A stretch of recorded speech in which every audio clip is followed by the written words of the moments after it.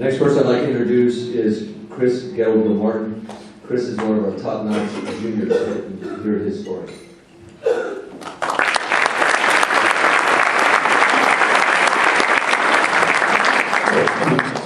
Short introduction. Okay, so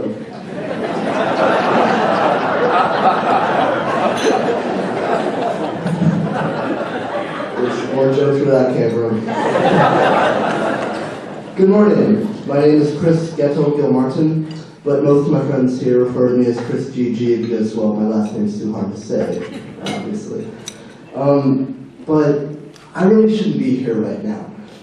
Why, you ask? Well, when I was born premature as a 24-weeker, and I weighed less than 1.5 pounds of butter. I spent almost 120 days in the natal intensive care unit of the NICU, and I almost died 2 times.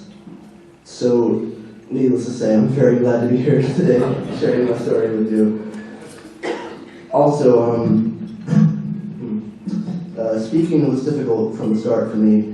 I wasn't able to speak until I was almost 3. But thanks to lots of speech and occupational therapy in my early years, I'm now able to give this talk to all of you. To top it off, though, I was diagnosed with ADD, which is attention deficit disorder, in the 4th grade. But I didn't really like to be classified as special ed. I guess. However, I was finally able to realize why I really needed that extra help with math and organization as well. When my family started looking for high schools, one of our choices was Edison. I had already attended the Edison summer school program in middle school, in which I particularly connected with one of the teachers here, Miss Phyllis Russell, or FR. I don't know where she is, but right there. Ironically, she is my English teacher now. However, I also wanted to go to Wilson with my old friends. In fact, my parents and I had several discussions, you might say several loud discussions about going to Edison or not. Corny jokes, complimentary of Mr. McGuire.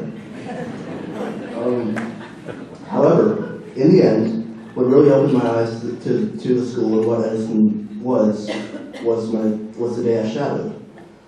And one of the things that really appealed to me was the small class sizes. I thought that was great. So I guess in a way, my parents were right.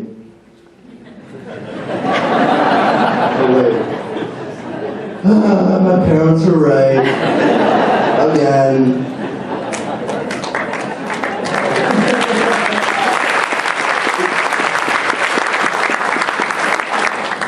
Thank you, it's not over. Looking back at middle school, I had some good teachers, but others that I would classify as not so good. After having teachers at Edison, though, I've become much more aware and observant as to what makes a great teacher. I recall my 6th grade science teacher.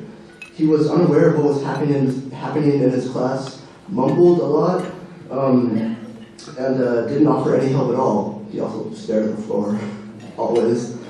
On the flip side, though, all of the Edison teachers are nice, and most importantly, they will do anything to help you succeed. They'll stay long hours after school, and they'll offer the material. They offer the material in a variety of ways that are fine-tuned to suit a person's LD. For example, Mr. Lucy, wherever he is, I don't know. Yes, right there. He's my Algebra 2 teacher currently, and he's very strict. My apologies. But he makes sure that the material is burned into your brain and you won't accept anything less than your best effort. Emphasis on that. Another example of this kind of excellence in teachers is Miss Maggie, who is a former teacher, was my freshman math teacher. And she called my parents the first week I was at Edison, because I transferred from Algebra 1A to Algebra 1B, which is self-paced to working as a class as a whole. And she told them what a great math student I was, which was really surprising because that's never happened before. So What a great way to start the new school that year. So currently, I'm now a junior at Edison. I have had more friends now than I've ever had, actually. In middle school, I jumped from one clique to another, trying to connect with everybody and make friends, and that's not the case here. Well, I mean, I do make friends, but really, I stay connected with everybody instead of just, certain people. And in particular, one very cool thing about the students here is that we all have at least one thing in common. We all have learning differences. Also, I'm now getting the best grades I've ever gotten.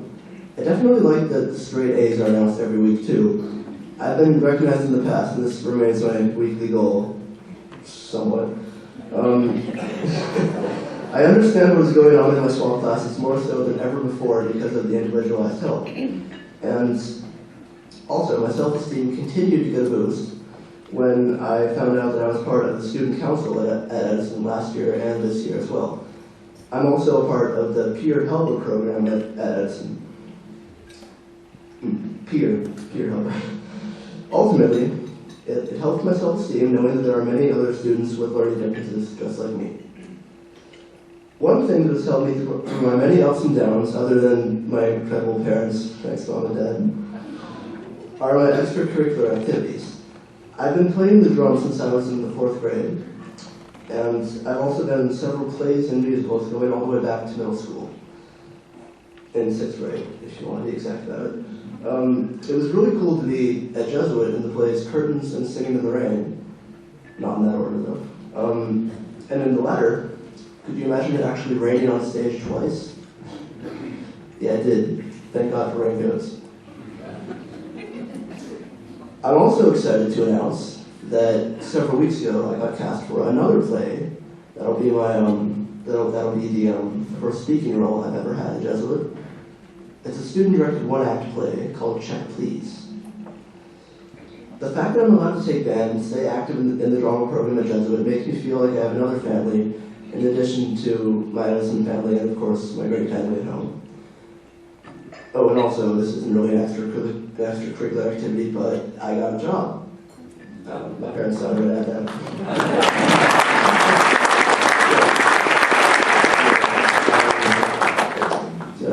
That's fun. But anyway, now with the confidence and the skills I have received at Edison, I'm strongly thinking about college for the first time in ever before. When I was a freshman, though, college was the farthest thing from my mind, but now it's really starting to creep up on me. I hope to someday get a job which involves music or acting or both, preferably both, because those are two of my main passions in life. I also someday hope to get married and start a family, although that's not really high on my priorities list right now. So I guess because of that, I'm just saying that to make my parents feel good. Thank you.